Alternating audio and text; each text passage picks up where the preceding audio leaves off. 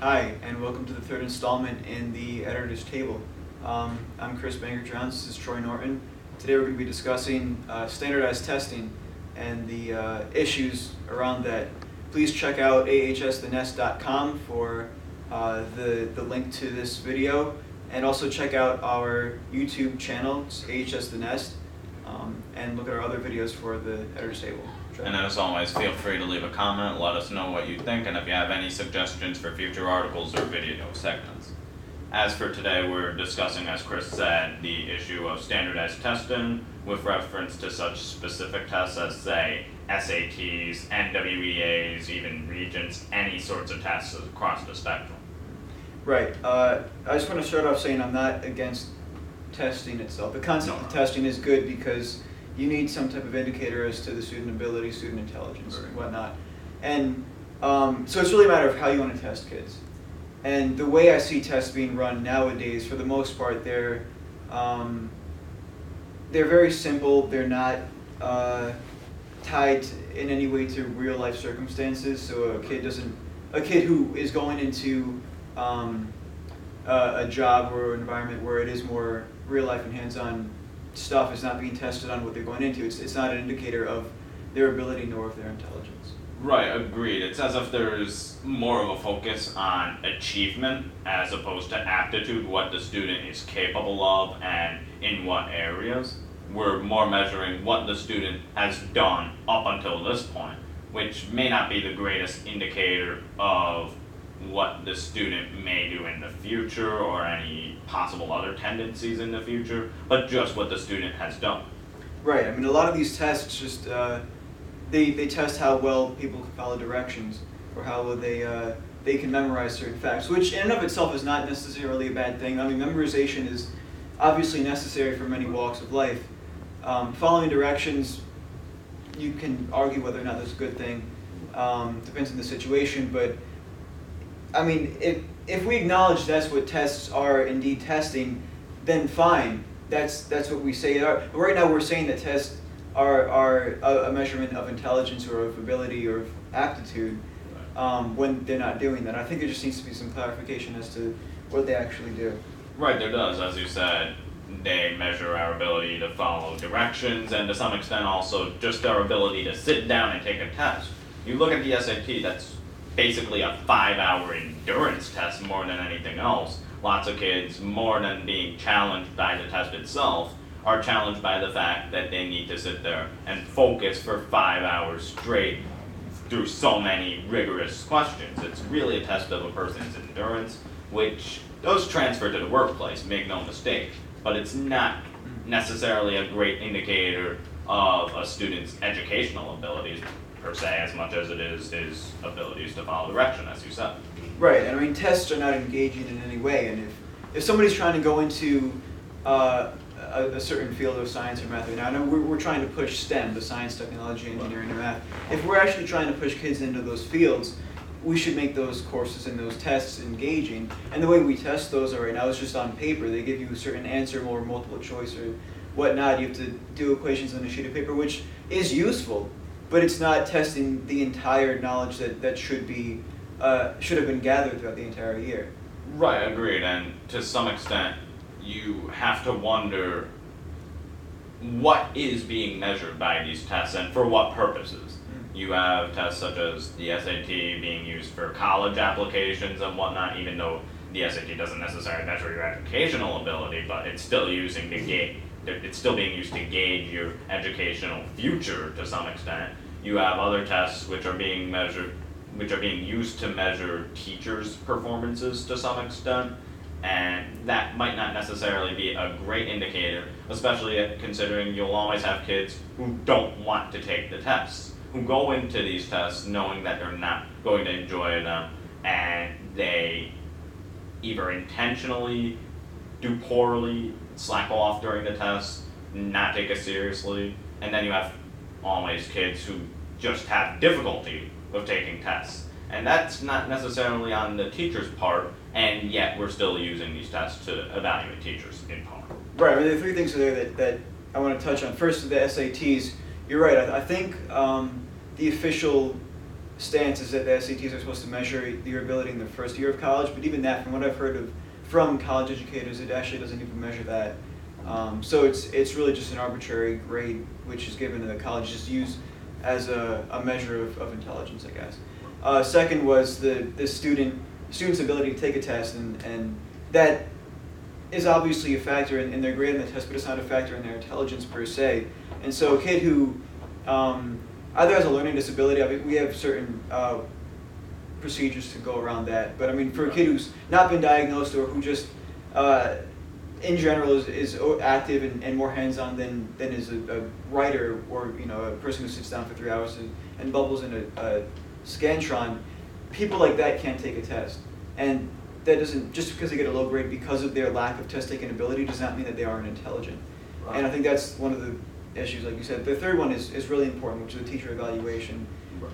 A test that can't even measure student ability should not be used to measure teacher ability. I mean, if you're trying to say that of the pre and a post test, the difference in grade between those two tests, if that can't even measure student ability, I don't see why a teacher's grade, let alone their job and their career itself, should be based off of that grade. It seems kind of naive in my opinion. It is naive. It's almost as though it's being used as a way to try and possibly gauge which teachers may be at risk in some way, per se. I wanted to revisit something you said about students with possibly disabilities. One thing I thought of was perhaps students for whom English is a second language being expected to take these same tests in a lot of cases. How is that fair? Right, that's definitely an issue. I know some tests are available in other languages, so that's but not all. Not all of it. That's right. You're right. And then again, I mean, if there are certain boundaries to taking a test, again, it doesn't measure intelligence. It just measures how well you've assimilated into the culture of the society. And I think it's actually a good point to move into, I guess, a more positive note, because although there are many problems with the testing these days, there are steps being made by people, by right. groups. So I mean, you have in Chicago right now, where Rahm Emanuel is threatening to close 53 schools, and you have people out in the streets protesting that, kids out there on the streets protesting that, and I think that's a good sign to show that kids are actually very interested and devoted to their education. Right, that they're very engaged in what they're learning, what their life pretty much is supposed to be about at this time. And I mean, it's especially, I mean, these 53 schools are being closed in poor neighborhoods. And so I think to see that kids in poor neighborhoods understand that education is really the way out of poverty, at least for the most part. There are other issues involved with that, but for the most part it's education. And for them to get out on the streets and protest and tell Emmanuel that you're taking away our opportunity to get out of poverty, I think it's a great step forward. It's a great indicator of really how much kids care about their education when it's actually threatened. And the other situation I want to talk about was Seattle. Right now you have teachers went on a massive boycott of a test, standardized test, for months. And during those months they were threatened with suspensions of pay cuts, whatnot. The entire school, this is Garfield High School in Seattle, right. The entire school rallied around them, unanimous support from the teachers to not administer this test. And other local schools in the district also gave the support in elementary school and middle schools. And they actually won. The district said to them after this boycott, said that you do not have to administer this test. And in its place, they said that the teachers have to create a new post-test, a new pre and post-test off of which to grade the ability and the change in ability of the kids. And so right here I actually have the 10-page report from the teachers here, from the Seattle teachers. They actually formed a working group made up of teachers from Garfield High School and some other schools and institutions around the area. And I can't obviously touch on everything within the report. I suggest everybody look for this. If you go to Scrap the Map, just Google that. There's a WordPress site that is used for the facilitation of the information from the teachers there. So take a look at that. It's really kind of interesting.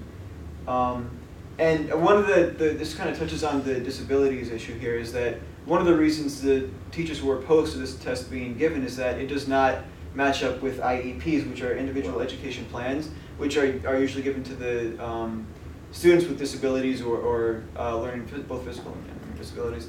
And this test, as it was supposed to measure student ability, didn't match up with the plans here. And so I think it's kind of interesting that you have teachers actually standing up here and creating a new standard off of which tests can be created.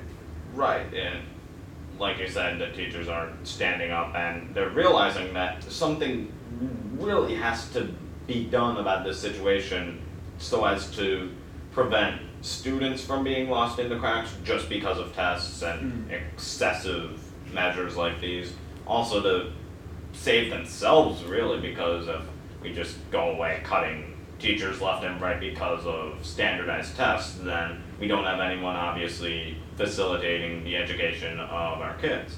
So it's a very dangerous kind of game we're playing here, where if we fall into this like trap, if you will, of these tests, then we kind of change the name of education and the aims of school in and of itself, whereas the point at the end of the day is really to learn. It seems as though with more and more tests, and that seems to generally be the trend, that we're moving away from that very Right. I want to read off one short thing here, and we have to finish up or run short on time here, but here's a sample of what the Seattle teachers created as an alternative to the science test here, in terms of their standards. One of the bullet points they put here was model a complex ecosystem, and one of the sub-bullet points was trace a particular element, be it nitrogen or carbon, through biotic and abiotic factors in the system, and you have to analyze the different dynamics within the system, and then discuss consequences in the populations and the environment. And that actually, just that little part, which is a very small section of the entire report, right off the bat you can see from that it's testing the student's ability to think creatively, which a written test does not do at all. At least the tests we're given now. could. And so I think the fact that a group of teachers who were not in administrative positions to actually enact a policy for this testing, that teachers like this could actually come together and create a whole new set of standards for testing that's actually testing what you want to test, the student ability for creative thinking. I think that kind of shows that it's not necessarily a single leader like Rahm Emanuel that's flawed, or a leader in Seattle, which, I mean, there's stuff about that. But it's really the structure itself, where teachers are not being empowered. And I think that's the issue here. Both students and teachers are not being empowered in the learning environment. Right, totally agreed. This, at the end of the day, is an issue that's pertinent to both teachers and students alike, as well as the rest of the community in general. And to that end, we would like to hear what you would have to say about this and the various tenets of this discussion. So please feel free to leave a comment right here. Visit us on YouTube, AHS The Nest. Let us know what your thoughts on the matter are, and thank you for watching. Also, the email is ahsthenest@gmail.com, so send us your thoughts and suggestions. Thank you.